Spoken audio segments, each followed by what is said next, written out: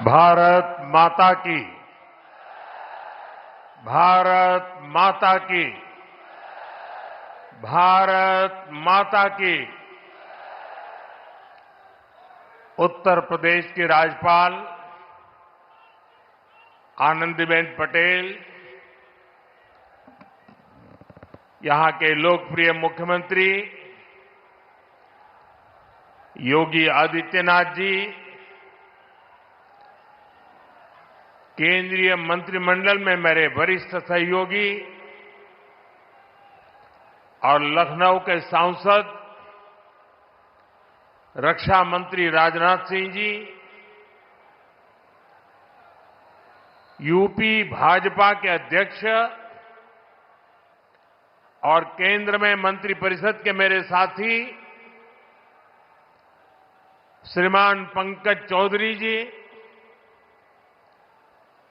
प्रदेश सरकार के उप मुख्यमंत्री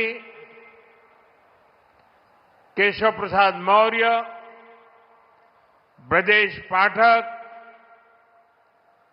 उपस्थित अन्य मंत्रीगण, जनप्रतिनिधिगण, देवी और सज्जनों, आज लखनऊ की ये भूमि एक नई प्रेरणा की साक्षी बन रही है। इसकी विस्तार से चर्चा करने से पहले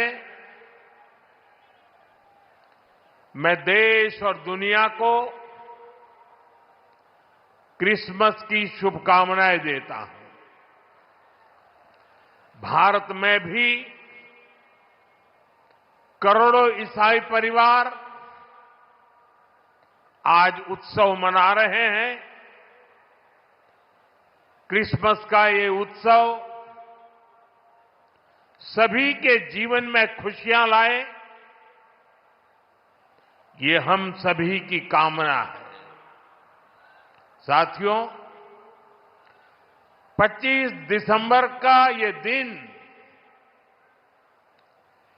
देश की दो महान विभूतियों के जन्म का अद्भुत सुयोग लेकर भी आता है। भारत रत्न अटल बिहारी वाजपेयी जी, भारत रत्न महामना मदन मोहन मालवीय जी, इन दोनों महापुरुषों ने भारत की अस्मिता, एकता और गौरव की रक्षा की और राष्ट्र निर्माण में अपनी अमिट छाप छोड़ी। साथियों, आज 25 दिसंबर को ही महाराजा बिजली पासी जी की भी जन्म जयंती है। लखनऊ का प्रसिद्ध बिजली पासी किला यहां से अधिक दूर नहीं है। महाराजा बिजली पासी ने वीरता, सुशासन और समावेश की जो विरासत छोड़ी, उसको हमारे पासी समाज ने गौरव के साथ आगे बढ़ाया है। ये भी संयोग ही है कि अटल जी ने ही वर्ष 2000 में महाराजा बिजली पासी के सम्मान में डाक टिकट जारी किया था।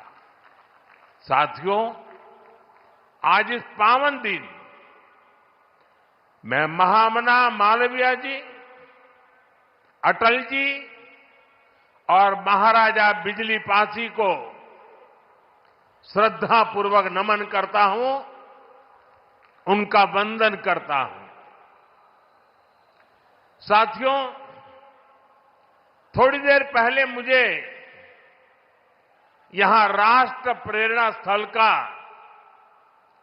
लोकार्पण करने का सौभाग्य मिला है। ये राष्ट्र प्रेरणा स्थल उस सोच का प्रतीक है जिसने भारत को आत्मसम्मान, एकता और सेवा का मार्ग दिखाया है। डॉक्टर श्यामा प्रसाद मुखर्जी, पंडित दीनदयाल उपाध्याय जी और अटल बिहारी वाजपेयी जी, इनकी विशाल प्रतिमाएं जितनी ऊंची है, इनसे मिलने वाली प्रेरणाएं उससे भी अधिक बुलंद है। अटल जी ने लिखा था, नीरवता से मुखरित मधुबन, परहित अर्पित अपना तन मन, जीवन को शत शत आहुति में जलना होगा, गलना होगा, कदम मिलाकर चलना होगा। ये राष्ट्र प्रेरणा स्थल हमें संदेश देता है कि हमारा हर कदम, हर पग, हर प्रयास राष्ट्र निर्माण के लिए समर्पित हो। सबका प्रयास ही विकसित भारत के संकल्प को सिद्ध करेगा। मैं लखनऊ को, उत्तर प्रदेश को, पूरे देश को इस आधुनिक प्रेरणा स्थली की बधाई देता हूं। और जैसा अभी बताया गया और वीडियो में भी दिखाया गया कि जिस जमीन पर यह प्रेरणा स्थल बना है, उसकी 30 एकड़ से ज्यादा जमीन पर कई दशकों से कूड़े कचरे का पहाड़ जमा हुआ था। पिछले 3 वर्ष में इसे पूरी तरह खत्म किया गया है। इस प्रोजेक्ट से जुड़े सभी श्रमिकों, कारीगरों, योजनाकारों, योगी जी की और उनकी पूरी टीम को भी मैं बहुत बहुत बधाई देता हूं। साथियों, डॉक्टर श्यामा प्रसाद मुखर्जी ने देश को दिशा देने में निर्णायक भूमिका निभाई है। ये डॉक्टर मुखर्जी ही थे जिन्होंने भारत में 2 विधान, 2 निशान और 2 प्रधान के विधान को खारिज कर दिया था। आजादी के बाद भी जम्मू कश्मीर में ये व्यवस्था भारत की अखंडता के लिए बहुत बड़ी चुनौती थी। भाजपा को गर्व है कि हमारी सरकार को आर्टिकल 370 की दीवार गिराने का अवसर मिला। आज भारत का संविधान जम्मू कश्मीर में भी पूरी तरह लागू है। साथियों, स्वतंत्र भारत के पहले उद्योग मंत्री के रूप में डॉक्टर मुखर्जी ने भारत में आर्थिक आत्मनिर्भरता की नींव रखी थी। उन्होंने देश को पहली औद्योगिक नीति दी थी, यानी भारत में औद्योगिकरण की बुनियाद रखी थी।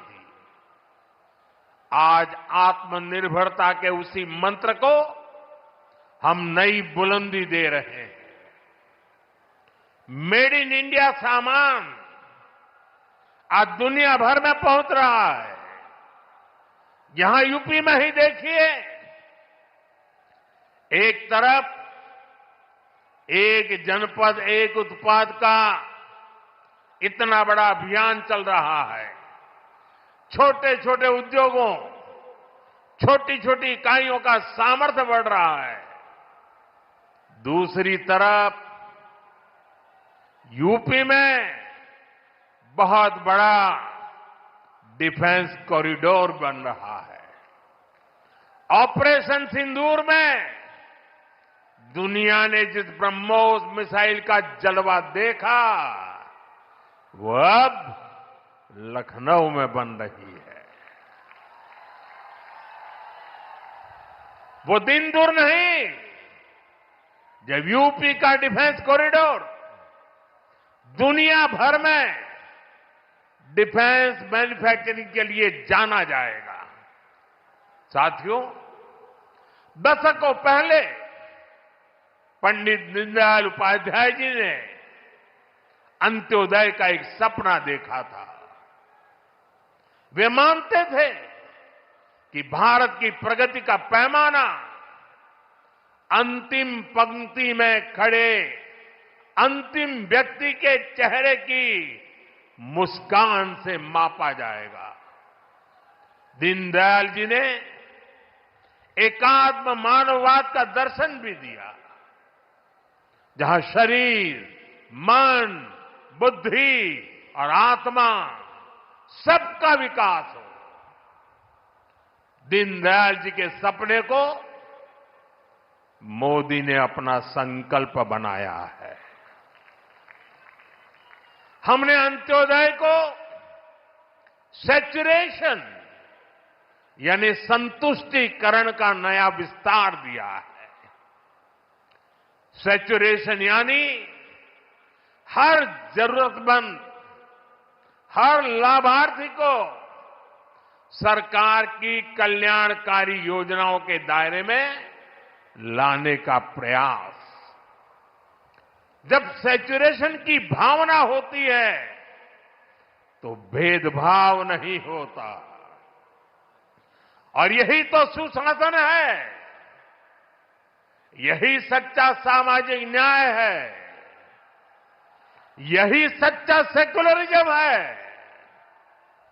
आज जब देश के करोड़ों नागरिकों को बिना भेदभाव पहली बार पक्का घर, शौचालय, नल से जल, बिजली और गैस कनेक्शन मिल रहा है, करोड़ों लोगों को पहली बार मुफ्त अनाज और मुफ्त इलाज मिल रहा है,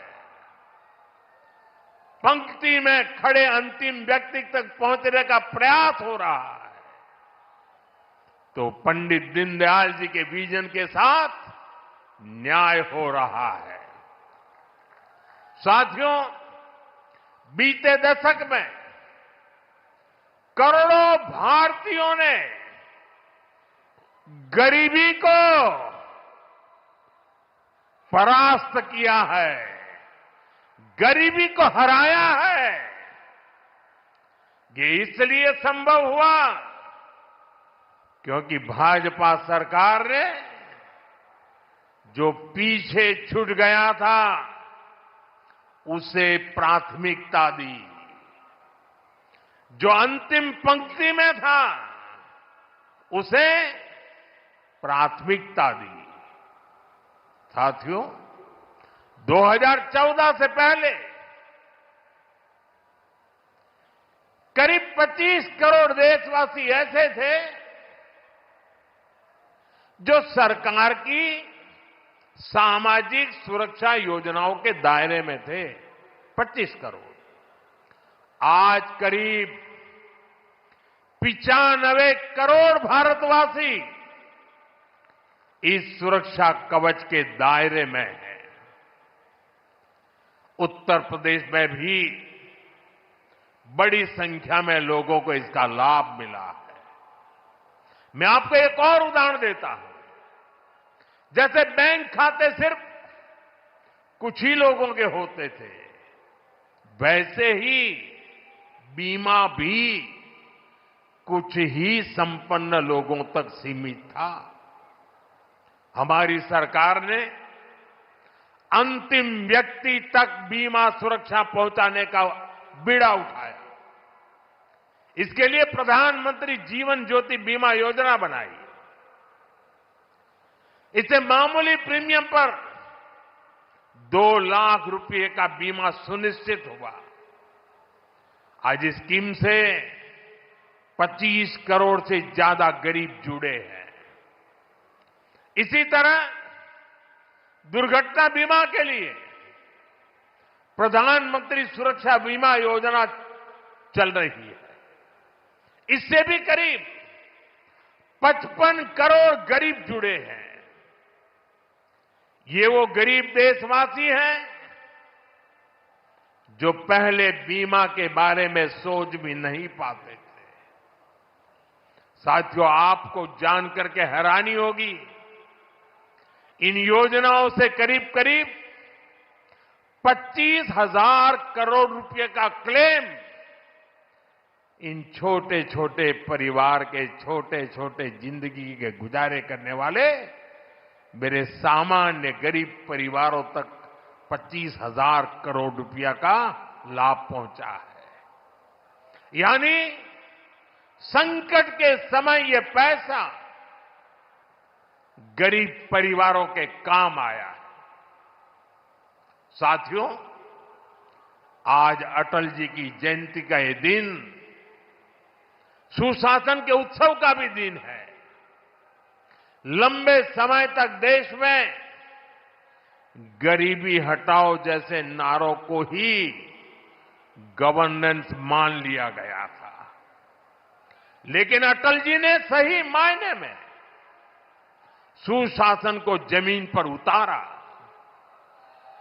आज डिजिटल पहचान की इतनी चर्चा होती है, इसकी नींव बनाने का काम अटल जी की सरकार ने ही किया था। उस समय जिस विशेष कार्ड के लिए काम शुरू हुआ था, जो आज आधार के रूप में विश्वविख्यात हो चुका है, भारत में टेलीकॉम क्रांति को गति देने का श्रेय भी अटल जी को ही जाता है। उनकी सरकार ने जो टेलीकॉम नीति बनाई, उससे घर घर तक फोन और इंटरनेट पहुंचना आसान हुआ और आज भारत दुनिया में सबसे अधिक मोबाइल और इंटरनेट यूजर वाले देशों में से एक है।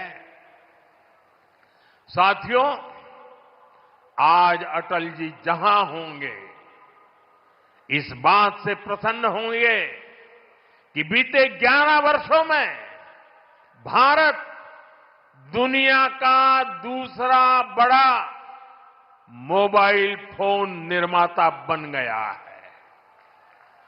और जिस यूपी से वे सांसद रहे, वो यूपी आज भारत का नंबर 1 मोबाइल मैन्युफैक्चरिंग राज्य बना है।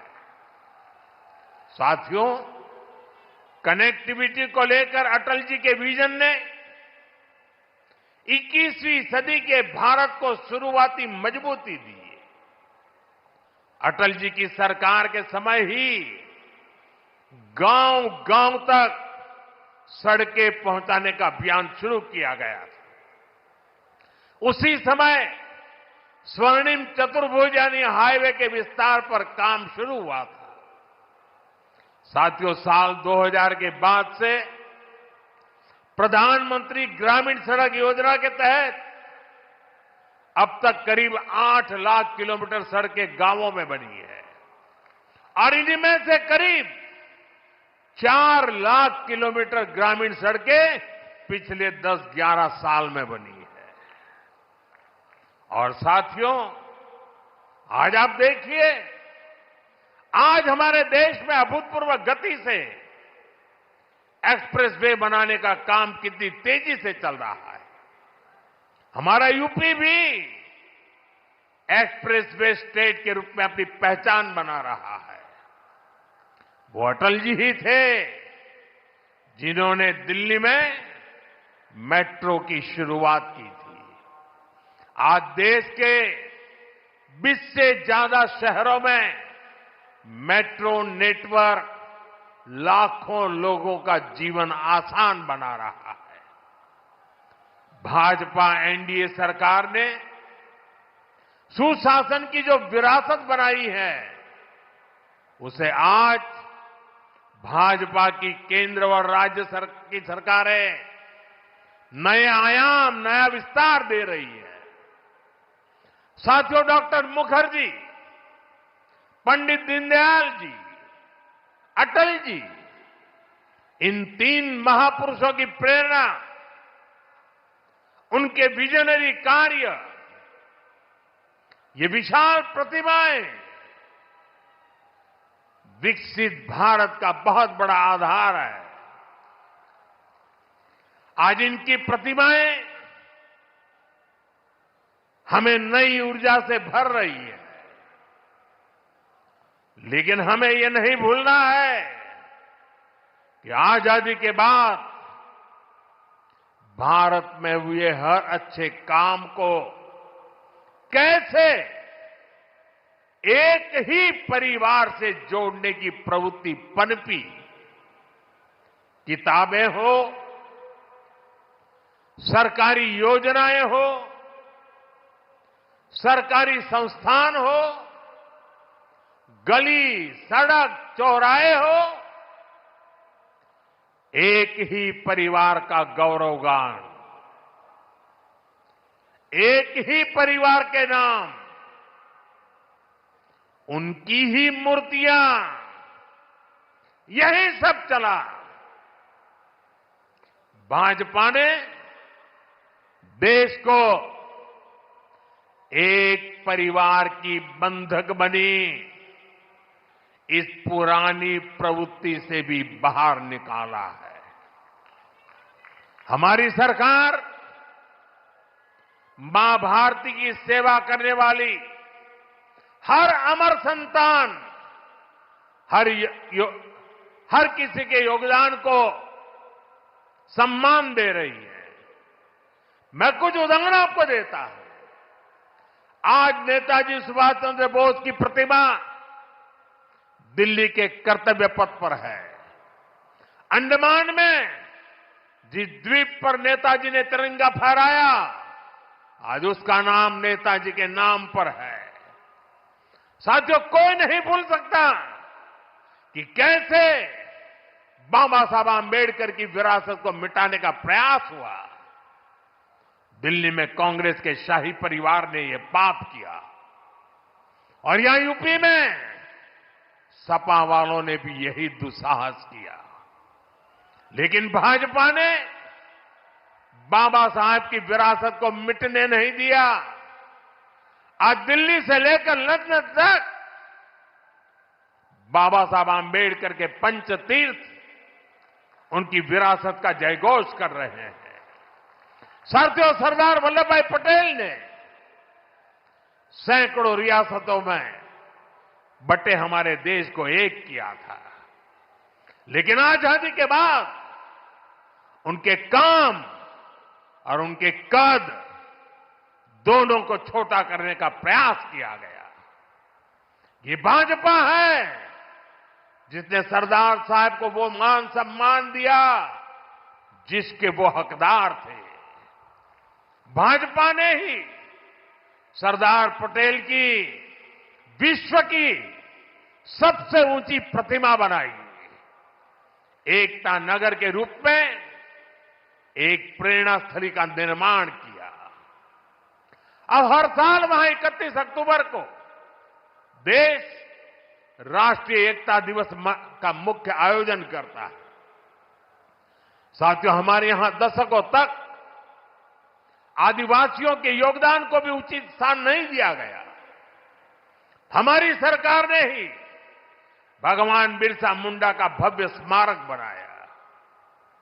अभी कुछ सप्ताह पहले ही छत्तीसगढ़ में शहीद वीर नारायण सिंह आदिवासी म्यूजियम का लोकार्पण हुआ है। साथियों, देश भर में ऐसे अनेक उदाहरण हैं। यही उत्तर प्रदेश में ही देखें तो महाराजा सुहेलदेव का स्मारक तब बना जब भाजपा सरकार बनी। यहां निषाद राज और प्रभु श्री राम की मिलन स्थली को अब जाकर के मान सम्मान मिला। राजा महेंद्र प्रताप सिंह से लेकर चौरी चौरा के शहीदों तक मां भारती के सपूतों के योगदान को भाजपा सरकार ने ही पूरी श्रद्धा और विनम्रता से याद किया। साथियों, परिवारवाद की राजनीति की एक विशिष्ट पहचान होती है। यह असुरक्षा से भरी हुई होती है। इसलिए परिवारवादियों के लिए दूसरों की लकीर छोटी करना मजबूरी हो जाता है, ताकि उनके परिवार का कद बड़ा दिखे और उनकी दुकान चलती रहे। इसी सोच ने भारत में राजनीतिक छुआछूत का चलन शुरू किया। आप सोचिए, आजाद भारत में अनेक प्रधानमंत्री हुए, लेकिन राजधानी दिल्ली में जो म्यूजियम था उसमें अनेक पूर्व प्रधानमंत्रियों को नजरअंदाज किया गया। इस स्थिति को भी भाजपा ने, एनडीए ने ही बदला है। आज आप दिल्ली जाते हैं तो भव्य प्रधानमंत्री संग्रहालय आपका स्वागत करता है। वहां आजाद भारत के हर प्रधानमंत्री, चाहे कार्यकाल कितना भी छोटा रहा हो, सबको उचित सम्मान और स्थान दिया गया है। साथियों, कांग्रेस और उसके सहयोगियों ने राजनीतिक रूप से भाजपा को हमेशा अछूत बनाए रखा, लेकिन भाजपा के संस्कार हमें सबका सम्मान करना सिखाते हैं। बीते 11 वर्षों में भाजपा सरकार के दौरान, एनडीए सरकार के दौरान नरसिम्हा राव जी और प्रणब बाबू को भारत रत्न दिया गया है। यह हमारी सरकार है जिसने मुलायम सिंह यादव जी और तरुण गोगोई जी जैसे अनेक नेताओं को राष्ट्रीय पुरस्कारों से सम्मानित किया है। कांग्रेस से, यहां समाजवादी पार्टी से कोई भी ऐसी उम्मीद तक नहीं कर सकता। इन लोगों के राज में तो भाजपा के नेताओं को सिर्फ अपमान ही मिलता था। साथियों, भाजपा की डबल इंजन सरकार का बहुत अधिक फायदा उत्तर प्रदेश को हो रहा है। उत्तर प्रदेश 21वीं सदी के भारत में अपनी एक अलग पहचान बना रहा है और मेरा सौभाग्य है कि मैं यूपी से सांसद हूं। आज मैं बहुत गर्व से कह सकता हूं कि उत्तर प्रदेश के मेहनतकश लोग एक नया भविष्य लिख रहे हैं। कभी यूपी की चर्चा खराब कानून व्यवस्था को लेकर होती थी, आज यूपी की चर्चा विकास के लिए होती है। आज यूपी देश के पर्यटन मानचित्र पर तेजी से उभर रहा है। अयोध्या में भव्य राम मंदिर, काशी विश्वनाथ धाम, ये दुनिया में यूपी की नई पहचान के प्रतीक बन रहे हैं और राष्ट्र प्रेरणा स्थल जैसे आधुनिक निर्माण उत्तर प्रदेश की नई छवि को और अधिक रोशन बनाते हैं। साथियों, हमारा उत्तर प्रदेश सुशासन, समृद्धि, सच्चे सामाजिक न्याय के मॉडल के रूप में और बुलंदी हासिल करे, इसी कामना के साथ आप सभी को फिर से राष्ट्र प्रेरणा स्थल की बधाई। मैं कहूंगा डॉक्टर श्यामा प्रसाद मुखर्जी, आप कहेंगे अमर रहे, अमर रहे। मैं कहूं पंडित दीनदयाल उपाध्याय जी, आप कहें अमर रहे, अमर रहे। मैं कहूं अटल बिहारी वाजपेयी जी, आप कहें अमर रहे, अमर रहे। पंडित श्यामा प्रसाद मुखर्जी, श्यामा प्रसाद मुखर्जी, श्यामा प्रसाद मुखर्जी, पंडित दीनदयाल जी, पंडित दीनदयाल जी, पंडित दीनदयाल जी, अटल बिहारी वाजपेयी जी, अटल बिहारी वाजपेयी जी, अटल बिहारी वाजपेयी जी, भारत माता की वंदे वंदे। बहुत बहुत धन्यवाद।